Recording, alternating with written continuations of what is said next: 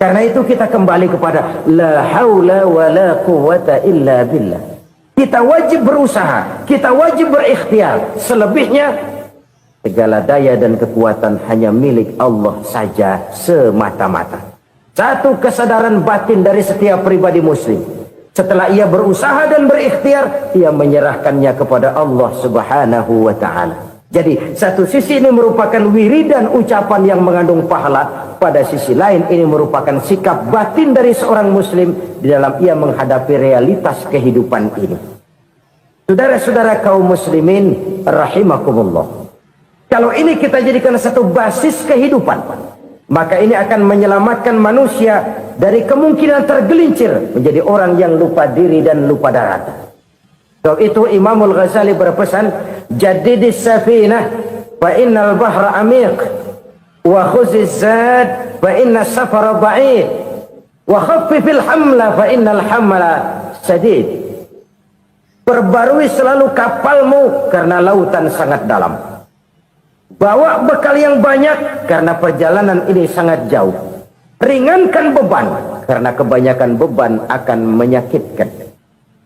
Alangkah indah kalimat ini, alangkah dalam makna yang terkandung di sana. Perbarui selalu kapalmu karena lautan sangat dalam. Apa artinya ini?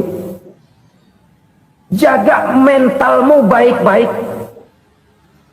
Pelihara imanmu baik-baik, karena hidup penuh cobaan seperti lautan.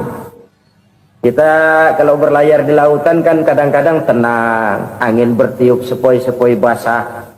Jika malam datang, bintang gemintang bertabur menghias cakrawala. Rembulan memantulkan sinarnya dengan indah. Dalam keadaan begitu berlayar enak. Tapi lain saat ombak menggunung, halilintar menyambar, angin topan bertiup.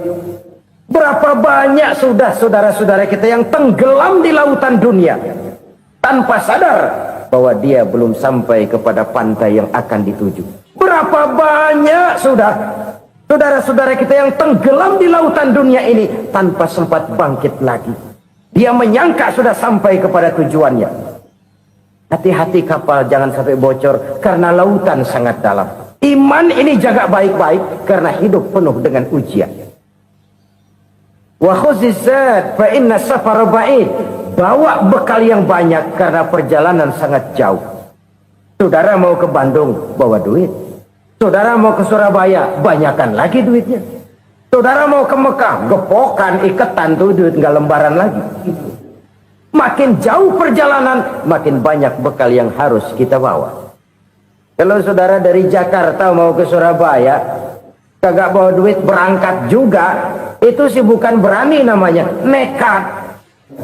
Sampai Surabaya belum tentu, sengsara di jalan udah pasti. Kenapa? Nggak bawa bekal berangkat. Sama juga kita nih, misalnya belum sempat sembahyang, mati. Waduh, berani banget orang. Belum punya bekal, mati. Sengsara di jalan. Atau bekal tidak cukup. Dari Jakarta saudara mau ke Surabaya, bawa duit 500 perak. Paling jauh Cikampek nyampenya itu. Paling jauh itu. Antara jauhnya perjalanan dengan bekal yang saudara bawa tidak seimbang. Hidup ini perjalanan panjang. A walking tour. Dimulai dari alam arwah. Sebelum jasad diciptakan, roh diciptakan lebih dulu. Dari situ pindah ke alam rahim. Dari alam rahim pindah ke alam dunia.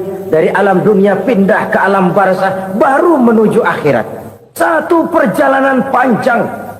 Kalau bekal tidak bawa, sengsara di jalan. Bawa bekal yang banyak karena perjalanan ini sangat jauh. Wa khaffifil hamla, ringankan beban karena beban itu cuma akan menyulitkan. Kalau bekal itu sih keperluan, tapi beban nggak kita perluin, coba ngeberat-beratin. Apa ini beban? Dosa. Kecurangan, kebatilan, kezoliman, ketidakadilan, kesewenang-wenangan. Itu akan jadi beban kita di akhirat. Alangkah celakanya, perjalanan panjang, bekal tidak bawa, beban kelewat banyak, alamat sengsara di jalan. Pahala tidak ada, dosa berlipat ganda. Na'udzubillah, summa na'udzubillah. Kalau kita rangkum nasihat Al-Ghazali dengan kisah si konglomerat tadi, kita akan mengambil kesimpulan. Pertama, bekal terbaik dalam menghadapi gejolak kehidupan ini tidak lain adalah iman. Yang kedua, pahala dan dosa. Dua hal kontroversial. Pahala adalah bekal, dosa adalah beban. Tapi kita sekarang kan tidak begitu terangsang kepada yang abstrak. Orang berlomba mencari yang konkret-konkret saja, yang real. Kalau memang dosa, benjol dong, kira-kira begitu. Kira-kira begitu. Persis orang Yahudi dulu. Orang Yahudi itu kan pernah minta kepada Nabi Musa, "Ya Musa, lan nu'mina laka hatta narallaha jahrah." Musa, kami nggak bakal mau beriman kepada Allah kalau belum kami lihat Allah ada nongkrong di depan kami. Kalau memang Tuhan ada, taruh dong di depan kami. Mau yang konkret-konkret saja. Kalau memang dosa, benjol dong. Kalau memang pahala, berasa dong. Orang terangsang kepada yang real, yang konkret-konkret saja. Karena itu, untuk mengejar dosa orang mau bayar. Tapi untuk mengejar pahala, walaupun tidak bayar, orang segan. Ini yang dikatakan oleh Nabi, kamu mengharapkan ke surga, tapi kamu berat melaksanakan sesuatu yang bisa membawa kamu ke surga. Kamu ingin jauh dari neraka, tapi tiap saat kamu lakukan perbuatan-perbuatan yang justru menjerumuskan kamu ke neraka. Idda'aitum an-najata minan nar wa ramaitum fiha anfusakum. Kamu ingin selamat dari neraka, tapi kamu lemparkan diri kamu ke neraka. Kamu ingin masuk surga, tapi berat sekali kamu melakukan perbuatan-perbuatan yang bisa menyampaikan kamu di surga. Saudara-saudara kaum muslimin rahimakumullah. Jadi hal keempat yang merupakan perbendaharaan surga adalah la haula wa la quwwata illa billah. Satu sisi ini merupakan ucapan yang memperberat timbangan akhirat. Pada sisi lain ini merupakan sikap hidup seorang muslim. Kesadaran batin yang sangat dalam bahwa tidak ada daya dan kekuatan kecuali Allah. Dan itu kita simbolkan pada saat memulai pekerjaan dengan Bismillah. Dengan menyebut nama Allah. Satu kesadaran moral. Saya hanya bisa melakukan ini karena diberikan daya dan kekuatan oleh Allah. Lahirlah sikap tawadu, rendah hati, tidak melonjak menjadi angkuh dan sombong. Saudara-saudara, sampai sini dulu jumpa kita kali ini. Semoga 4 perbendaharaan surga ini dapat kita lakukan, yang kelak akan merupakan bekal kita di kemudian hari nanti. Amin ya rabbal alamin. Terima kasih atas segala perhatian, mohon maaf atas segala kekurangan. Usikum wa iyaya bitaqwallah. Wassalamualaikum warahmatullahi wabarakatuh. Alhamdulillahirrabbilalamin. Demikianlah tausiah yang sangat luar biasa, yang tentunya sangat bermanfaat untuk kita jadikan pelajaran dalam kehidupan kita sehari-hari. Sahabat beriman yang dimuliakan Allah, mari kita doakan guru kita, semoga beliau diampuni segala dosa-dosanya dan dilapangkan kuburnya. Dan buat sahabatku semua yang sudah setia menonton ceramah ini sampai selesai, saya ucapkan terima kasih banyak. Semoga Allah Subhanahu wa Ta'ala senantiasa selalu melimpahkan rahmat dan karunia-Nya kepada sahabatku semua. Selalu diberikan kesehatan, dimudahkan segala urusannya, dan dilancarkan rezekinya. Amin ya rabbal alamin. Cukup sampai di sini dulu, sampai bertemu lagi di kajian-kajian berikutnya. Wabillahi taufiq wal hidayah, waridha wal hidayah. Wassalamualaikum warahmatullahi wabarakatuh. Assalamualaikum warahmatullahi wabarakatuh. Alhamdulillahirabbil alamin, wassalatu wassalamu ala Rasulillah wa ala alihi wa sahbihi wa mawalah, amma ba'du. Sahabat beriman yang dimuliakan Allah, alhamdulillah kita bertemu lagi di channel ini. Doa dan harapan saya semoga sahabatku semua selalu diberikan kesehatan, dimudahkan segala urusannya, dan dilancarkan rezekinya. Amin ya rabbal alamin. Pada kesempatan yang berbahagia ini, mari kita bernostalgia mendengarkan tausiah yang sangat luar biasa dari guru kita almarhum Kiai Haji Zainuddin MZ. Beliau dikenal sebagai dai sejuta umat. Berikut ini mari kita dengarkan bersama isi tausiah dari guru kita almarhum Kiai Haji Zainuddin MZ. Selamat mendengarkan.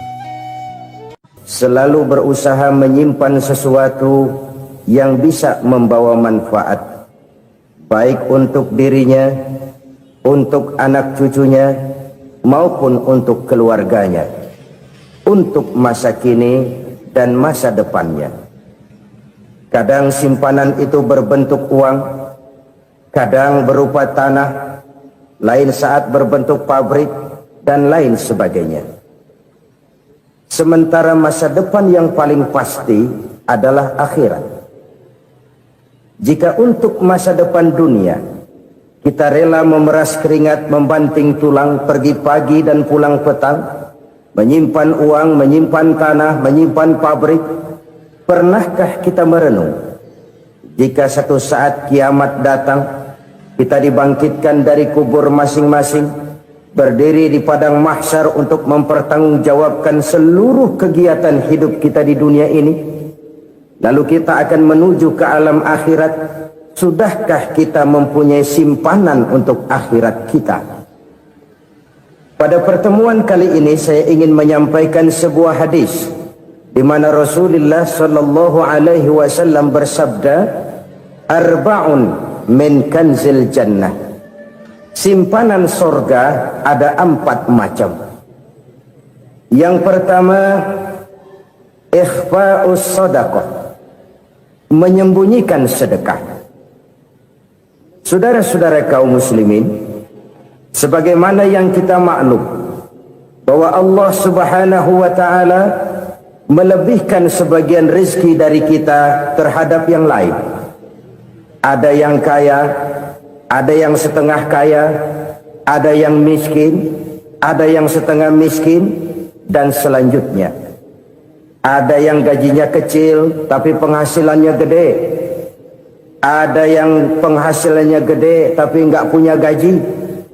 Ada juga yang memang gajinya gede dan penghasilannya gede. Kelebihan rezeki merupakan sunnatullah dan tidak harus membuat kita merasa lebih dari yang lain. Bahkan sebaliknya, kelebihan itu harus membuat kita ringan tangan untuk menolong mereka yang memang memerlukan pertolongan. Kalau saudara diberikan ilmu, maka pertanyaan akhirat cuma satu: ilmumu kau amalkan untuk apa? Kalau saudara diberikan umur yang panjang, pengadilan akhirat juga bertanya satu: umurmu kau habiskan di mana? Tapi kalau saudara diberikan harta, pengadilan akhirat akan bertanya dua: hartamu kau dapat dari mana? Kau belanjakan kemana? Dari mananya ditanya dan kemananya juga ditanya. Oleh karena kita akan dimintakan pertanggungan jawab, maka amanah yang bernama harta ini harus kita gunakan dengan sebaik-baiknya. Ada penggunaan yang merupakan kewajiban, itu zakat namanya. Ada penggunaan yang sewaktu-waktu, itu infak namanya. Ada yang lebih sewaktu-waktu lagi, dan itu sedekah namanya. Zakat dia terikat oleh haul dan nisab, oleh putaran batas waktu dan ukuran dari harta itu sendiri. Sedangkan infak terikat oleh situasi dan kondisi perekonomian seseorang. Sedangkan sedekah tidak terikat dengan apapun. Dalam kondisi seperti apapun kita bisa melakukan sedekah dengan yang terkecil sekalipun. Sampai-sampai Rasulullah sallallahu alaihi wasallam mengajarkan, la tahqiranna minal ma'rufi syai'an walau an talqa akhaka biwajhin talik. Atau ada hadis, tabassumuka fi wajhi akhika laka sadaqah. Senyumanmu kepada temanmu adalah sedekah. Jadi untuk melakukan sedekah tidak harus dalam berbentuk uang. Dengan ilmu kita bisa sedekah, dengan tenaga kita bisa bersedekah, dengan pikiran kita bisa bersedekah, bahkan senyum kepada teman itu pun sedekah.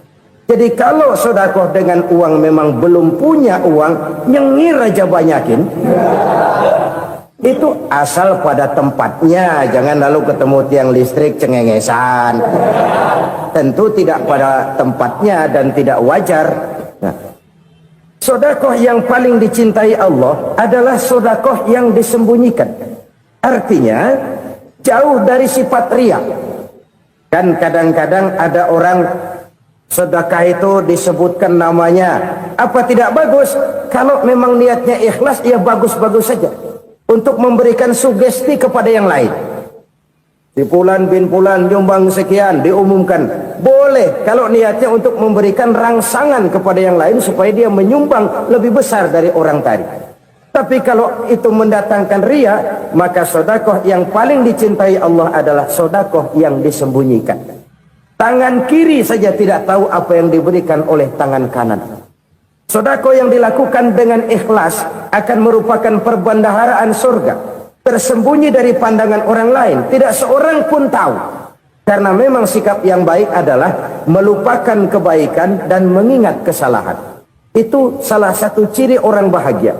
Orang yang selalu mengingat kesalahannya dan berusaha melupakan segala kebaikannya.